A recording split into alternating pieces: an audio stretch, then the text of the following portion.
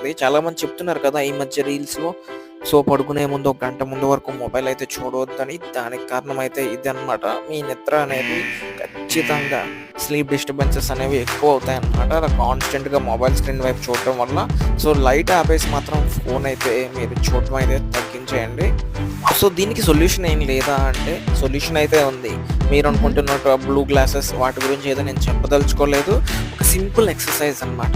So, first problem ఎక్కడొస్తుంది? మన కళ్ళు ఆర్పడం అనేది తగ్గిపోతుంది. స్క్రీన్ వైపు కాన్స్టెంట్‌గా చూస్తున్నాం. సో, మీరు గనక 20-20-20 రూల్‌ని ఫాలో అయినట్టయితే మీరు కొంతవరకు ఈ సమస్య నుంచి తప్పించుకోవచ్చనమాట. సో, ప్రతి 20 నిమిషాలకొకసారి మీరు దేన్నైనా 20 అడుగుల దూరంలో ఉన్నదాన్ని ఒక 20 సెకండ్ల పాటు అలా చూడండి. కళ్ళు ఆర్పడం ఎక్కువగా చేయండి కొంచెం.